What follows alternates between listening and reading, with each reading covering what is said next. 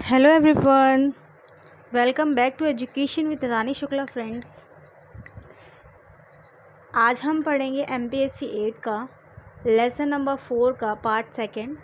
इससे पहले हमने लेसन नंबर 4 का पार्ट 1 डिस्कस किया था, जिसके अंदर हमने ये डिस्कस किया था कि राज्य सूची के अंदर किन किन विषयों को सम्मिलित किया गया है ना।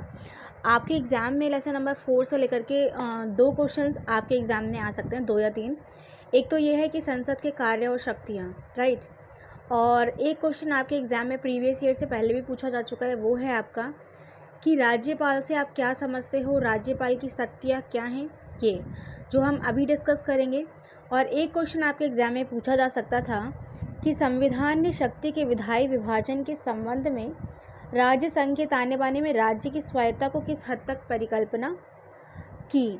तो ये हमने डिस्कस किया था कि जब हमारा संघ और जो राज्य है उसके मध्य में विधायी संबंध किस प्रकार से स्थापित किए गए, और उसका संचालन करने के लिए हमारे संविधान में विविध प्रकार की जो सूचियां हैं, संघ सूची है, राज्य सूची है, समवर्ती सूची है, इन सारी सूचियों के बारे में हमने डिस्कस किया था। साथ ही साथ हमने प्रीवियस वीडियो में आर्टिकल 169(1) के अंतर्गत क्या विशेषता है, संसद को क्या क्या राइट दिए गए हैं कि वो जो है वो राज्य की शक्ति, उसके कार्य क्षेत्र को बढ़ा सकती है, घटा सकती है ना। राज्य सूची के अंतर्गत अभी 66 विषय पहले थे, इसके अंदर फिर 5 विषय जोड़े गए थे, फिर समवर्ती सूची में 47 विषय थे।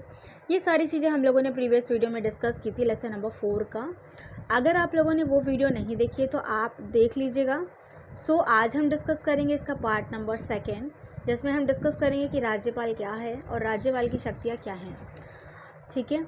और इससे पहले हम लोगों ने लेसन नंबर 3 भी डिस्कस किया था एमपीएससी 008 का। अगर आप लोगों ने लेसन नंबर 3 की वीडियो नहीं देखी है तो आप देख सकते हैं, ठीक है फ्रेंड्स। चलिए फिर हम स्टार्ट करते हैं अपना लेसन नंबर 4 का पार्ट 2।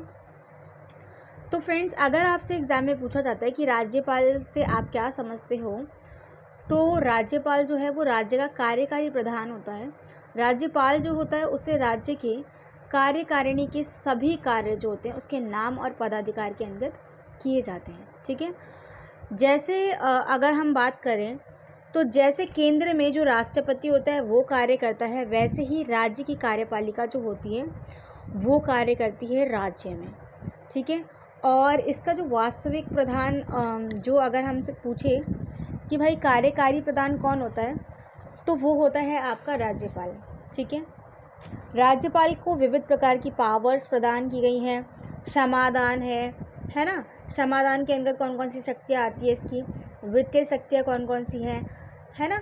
आपातकाल जब लगता है 356 आर्टिकल के अंदर, तो वहाँ पे राज्यपाल की शक्तियाँ क्या क्या होती हैं, राज्यपाल के पद और कार्य का वर्णन क्या क्या है, ये सारी चीज़ें हम इस वीडियो के अंदर पढ़ेंगे, ठीक है। अगर आप हमारे चैनल पर नए हैं तो इसी प्रकार की वीडियोस के लिए हमारे चैनल को सब्सक्राइब कर लीजिएगा, अगर आपको मेरा समझाया हुआ समझ आता है तो, ठीक है फ्रेंड्स।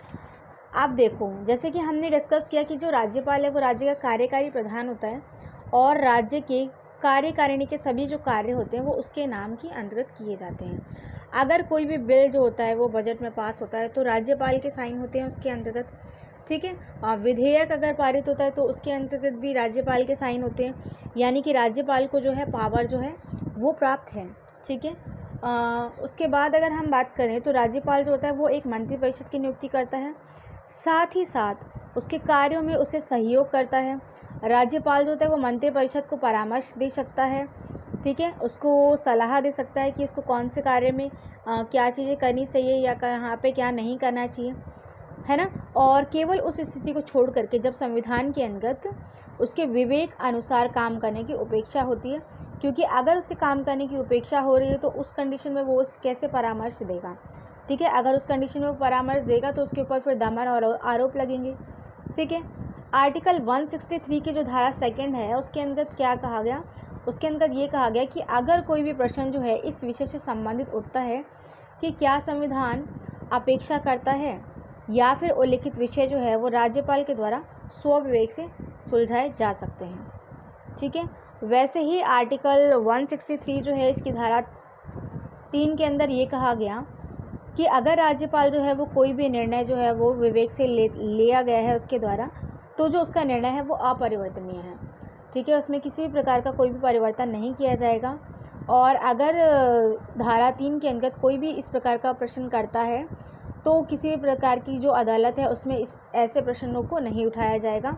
ठीक है, और अगर राज्यपाल इसका प्रयोग करना चाहता है तो उसके पास असीमित कार्य जो है उसको करने की स्वतंत्रता है। ठीक है, मंत्रिपरिषद जो होता है वो निर्वाचित राज्य विधानमंडल के प्रति उत्तरदायी होता है। ठीक है, और अगर कभी भी राज्यपाल जो होता है वो मंत्रिपरिषद की अवहेलना करता है, यानी कि अगर वो मंत्रिपरिषद के जो भी कार्य हैं या उसका जो भी हम कहें उसका जो भी ऑर्डर है, अगर वो उसको मानने से इनकार करता है तो क्या होगा, लोकतंत्र के बहुत सारे जो दमन है, आरोप हैं, जो उस पर लगना शुरू हो जाएंगे। ठीक है, अब जैसे राज्यपाल के, अगर आप लोगों को पता ही होगा कि राज्यपाल के जो पद के बारे में आर्टिकल 152 के अंतर्गत वर्णन किया गया है। आर्टिकल 153 में राज्यों के लिए ये कहा गया था कि हर राज्य के लिए एक राज्यपाल होगा और एक से अधिक राज्यों में भी एक राज्यपाल होगा। मतलब कि राज्यपाल जो है वो हर स्टेट में ही होगा। ऐसा भी हो सकता है कि भाई 2 या 2 से अधिक राज्यों में भी एक राज्यपाल हो। आर्टिकल 155 के अंतर्गत इसकी नियुक्ति की बात की जाती है। ठीक है, फिर आर्टिकल 156 जो है उसके अंदर जो राज्यपाल होता है उसके कार्यकाल की बात की जाती है कि राज्यपाल जो होता है उसका कार्यकाल 5 वर्ष का होता है ना। इसकी नियुक्ति में इसकी जो एज होती है वो 35 ईयर्स होती है। और अगर ये कोई भी राज्यपाल की बनना चाहता है तो उसकी योग्यता के अंदर जब वो 35 वर्ष का तो है, साथ ही साथ वो संसद या विधानमंडल के किसी भी सदस्य पर कार्य ना कर रहा हो, पागल या दिवालिया घोषित ना किया गया हो, उसे किसी भी लाभ के पद पर ना हो। ये सारी योग्यता अगर हैं तो कोई भी व्यक्ति जो है वो राज्यपाल के पद के लिए योग्य होगा। ये सारी चीज़ें जो हैं आप इसके अंदर ऐड कर सकते हो। फिर राज्यपाल की योग्यता के बाद आप इसकी जो भी शक्तियां हैं, वित्तीय शक्ति है, विधायी शक्ति है, ये सारी शक्तियां जो हैं वो इसके अंदर ऐड कर सकते हो। मानव होने का अधिकार है। जो राष्ट्रपति होता है वो एक एंग्लो इंडियन का और 12 सदस्यों की नियुक्ति करता है ना। ये सारी चीज़ें जो हैं आप लिख सकते हो। ठीक है, कि जो राष्ट्रपति होता है वो मतलब एंग्लो इंडियन सदस्य का चुनाव करता है विधानमंडल में, विधानसभा में। ठीक है, और इसका चयन भी जो है वो राज्यपाल के द्वारा ही किया जाता है। और आर्टिकल 154 के अंतर्गत ये कहा गया था कि जो राज्यपाल है वो विविध प्रकार की शक्तियों से जुड़ा होता है, जैसे कि उसे कार्यकारी शक्तियाँ प्रदान की गई हैं, विधायी शक्तियाँ प्रदान की गई है, न्यायिक शक्तियाँ प्रदान की गई हैं। तो ये सारी जो शक्तियाँ हैं ये आप लिख सकते हो। ठीक है, जैसे कि वो भी जितने भी मतलब राज्य आयोग हैं, वित्त आयोग है, लोक सेवा आयोग है, इन सब की जो नियुक्ति करता है वो राज्यपाल ही करता है। जो जिला स्तर पर जितने भी जज होते हैं उसकी नियुक्ति भी राज्यपाल करता है, यानी कि राज्यपाल को भी बहुत सारी पावर प्राप्त है।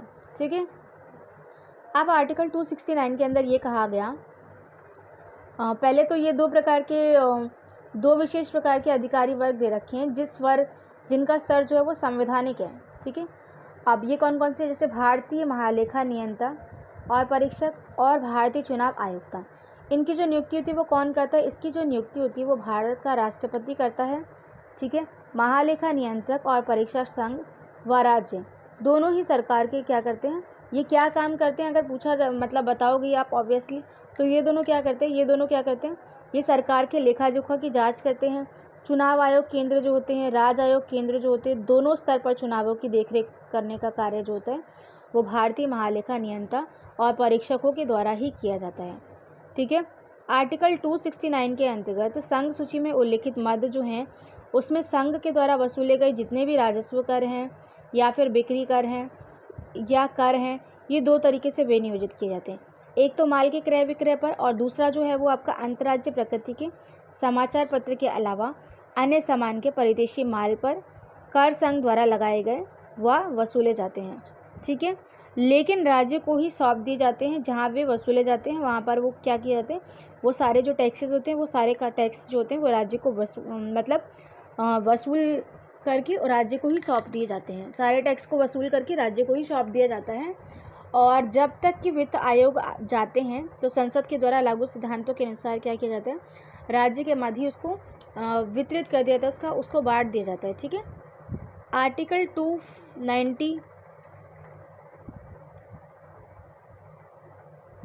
293 की अगर हम बात करें, ठीक है, अगर हम 293 आर्टिकल की बात करें, 4 के अंदर क्या कहा गया, इसके अंदर ये कहा गया कि राज्यों के पास अब तक कोई भी असीमित अधिकार नहीं है। ठीक है, कि जो राज्य है वो क्या करें, वो बाज़ार से ऋण ले सकें या फिर कोई भी राज्य जो है वो भारत सरकार की सहमति के बिना कोई भी कर्ज जो है वो वसूल नहीं कर सकता। ठीक है। अगर कोई भी ऐसा ऋण जो है वो उसका कोई भी अंश जो है या अब तक अगर जो भी कोई भी अंश जो है वो क्या है, अगर अब तक कोई भी अंश जो है वो बकाया है तो वो क्या कर सकता है, वो भारत सरकार के द्वारा उसकी पूर्वकालिक सरकार द्वारा जो है वो राज्य को दिया जा सकता है, या फिर उसके संबंध में जो भारत सरकार है उसको क्या किया जा सकता है, उसको पूर्वकालिक सरकार के द्वारा गारंटी दी जा सकती है। ठीक है। जो न्यायिक प्रक्रिया होती है ना, इसके बाहर अंतर्राज्यीय विवाद जो होते हैं इसको समाधान किस तरीके से सुलझाया जाए, तो इसको सुलझाने की जो विशिष्ट प्रणालियां हैं ना, इसको भी 2 वर्गों में, इसके भी विविध प्रकार के जो बिंदु हैं वो इसके अंदर एक्सप्लेन कर रखे हैं। जैसा कि पहला दे रखा है इसके अंदर, पहला दिया है इसके अंदर कि संसद के द्वारा क्या होता है, जलाशय या फिर कोई भी अंतर्राज्यीय नदी है या फिर नदी घाटी के प्रयोग या वितरण को लेकर के कोई भी प्रॉब्लम हो रही है या उसके नियंत्रण की जो व्यवस्था है वो इसके अंदर सम्मिलित की है। दूसरे में ये कहा गया कि अगर कोई भी राष्ट्रपति को ऐसा प्रतीत होता है तो, या फिर विवाद के कोई भी प्रश्न पूछे जाते हैं या फिर उन पर परामर्श हो जाता है तो विवादों को उत्पन्न करने का कार्य होता है। ठीक है। जांच पड़ताल संबंधी कार्य जो हैं राज्य या संघ व एक से अधिक जो सर्वमान्य हित रखते हैं वो सब इसके अंतर्गत आते हैं। ये सारी चीज़ें जो हैं वो इसके अंतर्गत दे रखी हैं। उसके बाद दे रखा है कि आर्टिकल 1986 के अंदर क्या कहा, एक दलीय आधिपत्य निर्णायक जो है, एक दल जो है वो आधिपत्य निर्णायक के द्वारा के रूप में जो है वो समाप्त किया गया और 1991 से लेकर के 96 की अवधि को छोड़कर केंद्र सरकार जो है वो गठबंधन के द्वारा चलाई जाने लगी। 1967 और 71 तक तो कांग्रेस का ही आधिपत्य था, है ना। इसके बाद जिसमें क्षेत्रीय दल जो है उन्होंने महत्वपूर्ण भूमिका निभाई। 1991 से लेकर के अगर हम बात करें 96 तक की, तो इस अवधि को छोड़ करके केंद्र सरकार जो है उसने क्या किया, गठबंधन के द्वारा जो है वो चलाए जाने की प्रवृत्ति की। ठीक है। जिसके फलस्वरूप राज्य मामलों में केंद्र का हस्तक्षेप जो है वो पर्याप्त रूप से कम हो गया। अब आगे ये जो चीज़ है ये आप इसकी प्रस्तावना में भी ऐड कर सकते हो। यहाँ पे दे रखा है ना कि राज्यपाल जो है इसको राज्य की कार्यपालिका का प्रधान कहा जाता है, जैसा कि आपने स्टार्टिंग में पढ़ा था। फिर इस प्रकार केंद्र सरकार में राष्ट्रपति जो है वो कार्य करता है, राज्य स्तर पर उसी प्रकार से राज्यपाल कार्य करता है।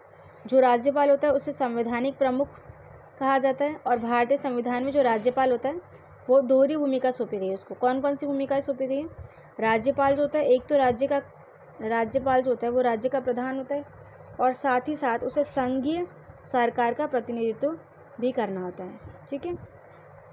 जो राज्यपाल होता है उसका पद जो होता है वो भारत सरकार के अधीनस्थ या फिर जू हुजूरी का नहीं है, ना ही इस पर कोई भी शक्तियाँ जो होती है वो थोपी जा सकती है, बल्कि जो राज्यपाल होता है उसको विविध प्रकार की पावर्स होती है और वो अपनी पावर का यूज़ करने के लिए किसी के ऊपर बाध्य नहीं है, वो उसका स्वतंत्रतापूर्वक यूज़ कर सकता है।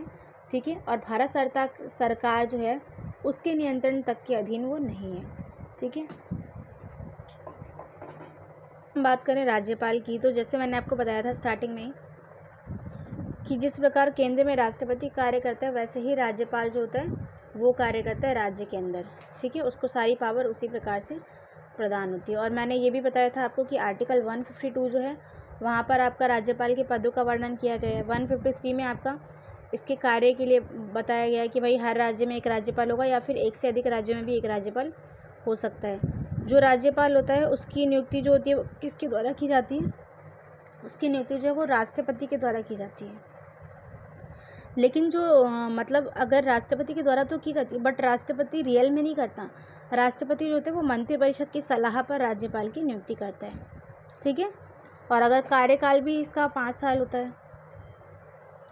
अब अगर हम बात करें राज्यपाल जो होता है इसकी विविध प्रकार की शक्तियों की, तो जैसे राज्यपाल की अगर हम कार्यकारी शक्तियों की बात करें, कार्यकारी शक्ति के अंदर किस चीज़ों को सम्मिलित किया जाता है, तो अगर हम बात करें इसकी कार्यकारी शक्ति की, ठीक है, कार्यकारी जो शक्तियाँ होती है इसके बारे में वर्णन करें, तो जो राज्यपाल होता है ये क्या करता है, ये मुख्यमंत्री की नियुक्ति करता है और साथ ही साथ ये वित्त आयोग है इसकी नियुक्ति करता है, लोक सेवा आयोग की नियुक्ति करता है, फिर PCS है ना, PPS है जो है ना, MPCS जो है, इन सारे लोगों की नियुक्ति जो है यही करता है।